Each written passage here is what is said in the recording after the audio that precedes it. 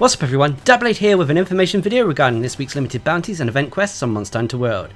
This is for both PC and console versions of the game, and it's for the week starting the 19th of April 2019. Now this is the last normal week before we go into the Spring Blossom Festival, where we'll have limited bounties changing daily.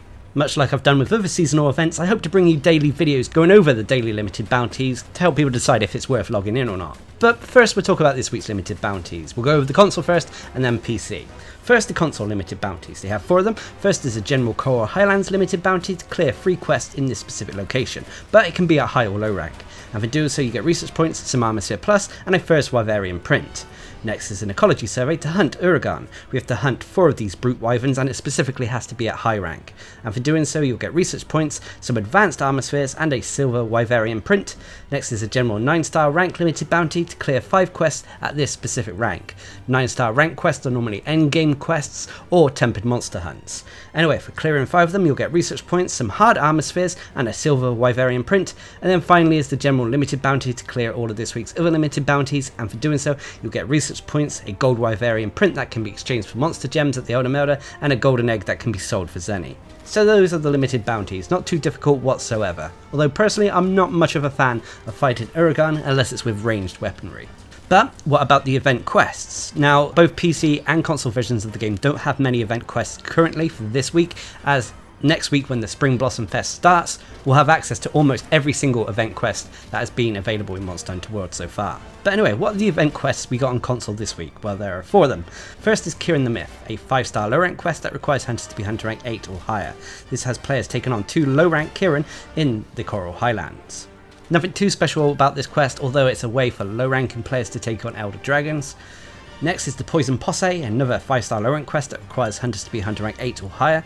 This has players taking on all the monsters associated with the poison ailment, so that's Puke, Rathian and Rathalos. This all takes place in the ancient forest. Again, nothing too special about this quest, although it's a way to farm materials from these monsters. Next is Rock and Roll Recess, a 7-star high rank quest that requires hunters to be hunter rank 13 or higher. This has players taking on all the monsters associated with the Elder's Recess. So that's Dodogama, Lavasiov, Uragan, which counts towards this week's limited bounties, and Azir Rathalos. This doesn't take into account Elder Dragons.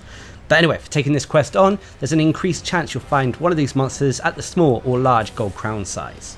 And then finally is the Undying Alpenglow, a 9-star high rank quest that requires hunters to be hunter rank 50 or higher. This has players taking on an arch-tempered Zora Magdaros in the Everstream. And for completing this you'll get Zora tickets that can be used to craft the Zora Gamma armor set as well as the Origin layered armor set. Unfortunately, arch-tempered Zora Magdaros isn't the most entertaining arch-tempered monster fight, but seeing as all the arch-tempered monsters are returning next week, it's not that big an issue. So that's about it for console. A little bit of a slow week, but seeing as we have a lot to do next week, I'm not surprised. Anyway, let's move on to talk about PC. First, the limited bounties. Again, they have 4 of them. First is an ecology survey to hunt Baroth. We have to hunt 3 of these brute wyverns down, and it can be at high or low rank. And for doing so, you get research points and some armospheres. Next is an ecology survey to slay Kieran. We have to slay 4 of these Elder Dragons, and again, it can be at high or low rank. And for doing so, you get research points, some Armosphere Plus, and a still Wyverian print. Next is a general 9-star rank limited bounty to clear 5 quests at this specific rank. Again, 9-star quests are normally endgame hunts or tempered monsters.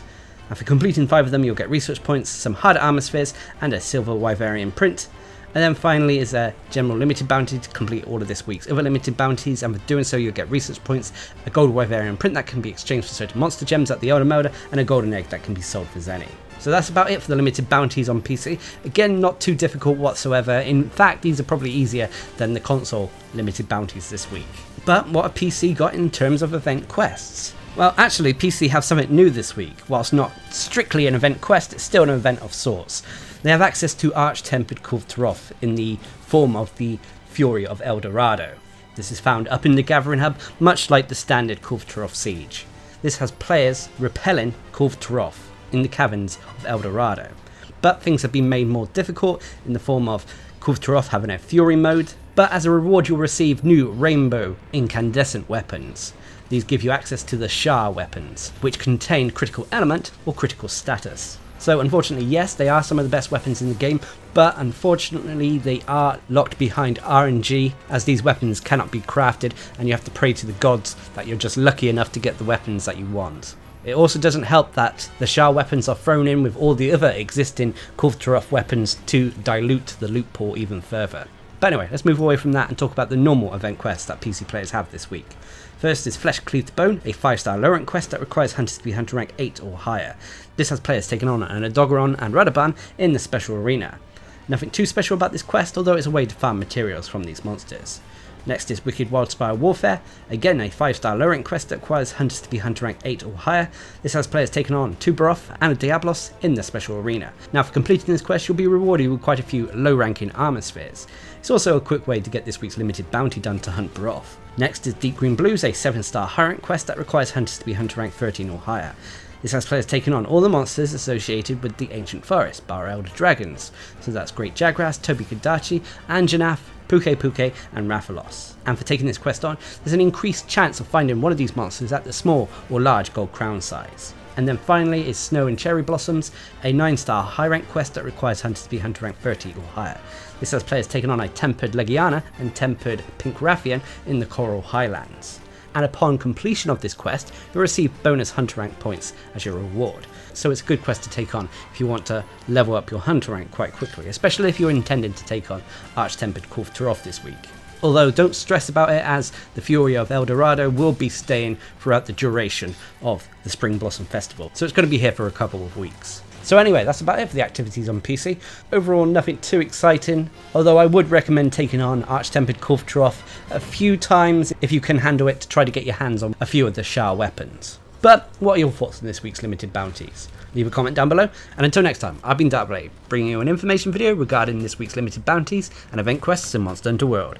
Hope you enjoyed the video, thanks for watching, subscribe and like for more.